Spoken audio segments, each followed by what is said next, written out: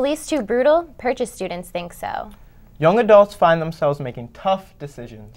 Fun Fall Fest festivities are on their way. I'm Sky Braun. And I'm Chris Vaughn. And this is Panther Bites. It's caught the nation's attention, and as parents worried that their children may be caught next, Elizabeth Moen reports. Purchase students had mixed reactions to the national story about Tyler Clementi, the Rutgers freshman who killed himself after his roommate and another student broadcast his sexual encounter with another boy on the internet. I think it's screwed up that the news is making such a big deal out of it. I think there's a lot of things that they're telling everyone that I think don't really need to be said about it. It's really sad, but I think they're overdoing the whole situation. People shouldn't do that stuff. It's just horrible. He had a past suicidal history. I don't think that they meant to have him commit suicide. They were just playing a joke. However cruel it was, I don't think it's fair for them to go to jail forever. Many students agree that while Purchase is a generally tolerant and accepting campus, cyberbullying issues exist here and everywhere. Personally, I've witnessed a lot of cyberbullying, and what I call is internet thugs.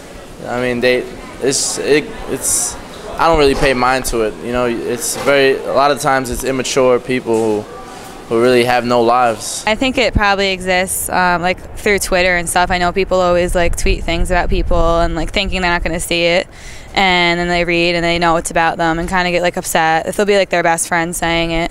I think the law hasn't caught up with technology. I don't think that people are going to be punished enough because there's no any laws. It just hasn't caught up yet, and it's not fair.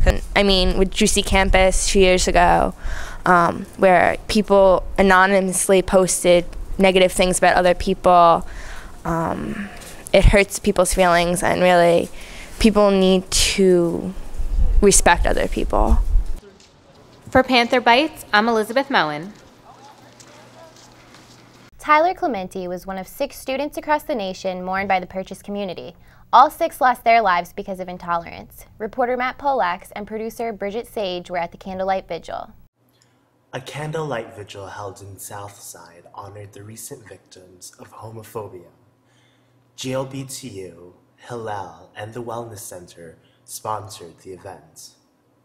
Choral Pleasure opened the ceremony covering a Led Zeppelin record. Head of Wellness Center, Roy Ficaro, reminded everyone that they are not alone. John Dellert read a letter on behalf of President Schwartz, who couldn't attend the somber gathering. Schwartz mentioned how the family of students and staff will move forward. The night ended with a procession of candles across the mall. The vigil leaves Purchase students much to hope for the future of gay youth in America.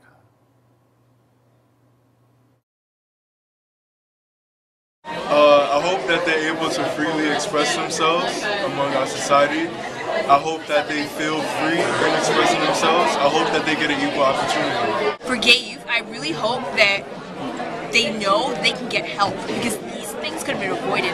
If they sought help, we wouldn't have lost. He has the courage to come out and the ability to do so if it's the safe thing to do wherever they are. Purchase advocacy organization Active Minds handed out flyers reminding everyone they can find help. Active Minds is a campus mental health advocacy awareness organization. We're actually on 280 college campuses across the country. This is Matt Polax alongside Bridget Sage from Panther Bites. From peer brutality to police brutality, a recent incident at the Jersey Shore has students recounting their own experiences. Karen Elise reports. I'm standing at the Seaside Heights boardwalk where police maced 41-year-old Gary Joseph in the eyes in front of his 7-year-old son. The charges filed against Joseph are being loud in public and resisting arrest.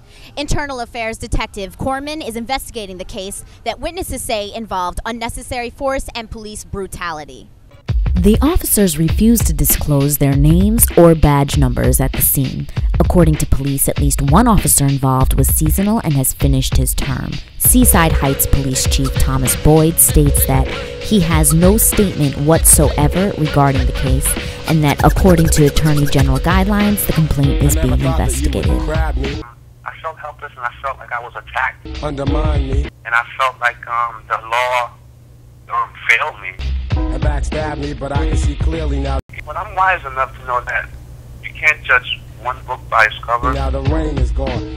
And, one bad apple doesn't ruin a whole tree. The pain is gone. Although it can, or you shouldn't let it. Can, or you shouldn't let it. Purchase students share their experiences. Have you ever witnessed a case of police brutality? No, I haven't. No. No, ma'am. I'm not. Hell yeah. On more than one occasion. Yes, I have. I've actually been victim of police brutality. And I feel like police officers take advantage of pedestrians frequently. Once my ex-girlfriend got beaten down. And did she file a complaint against the officers? Yeah, nothing happened. You can't file a complaint against officers like it's their word against yours, so.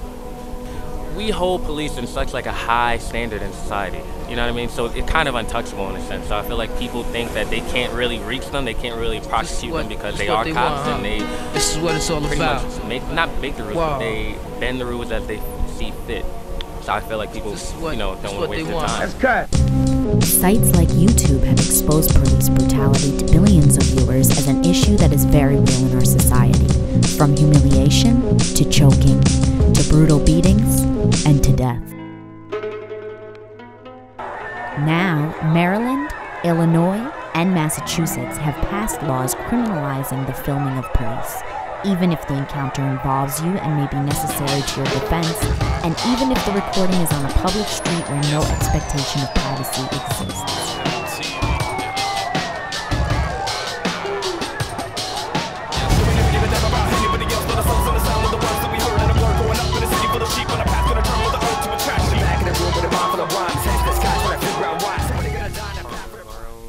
Freedom of speech in a way to gather information, to collect information, to basically protect ourselves. So I don't feel that the police have immunity. Friday, October 22nd, is the 15th National Day of Protests to stop police brutality, repression, and the criminalization of a generation. Protesters wearing black will gather in Union Square. The rally will begin at 3 p.m. This is Karen Elise. When we come back, follies, festivals, and fighting. Some call it cocaine in a can without the consequences. Doctors call that an urban myth. What it does do is get you sloppy drunk, wreck your reputation, and land you in the ER with alcohol poisoning. Who wants some of that? A lot of us. Angela Liu reports.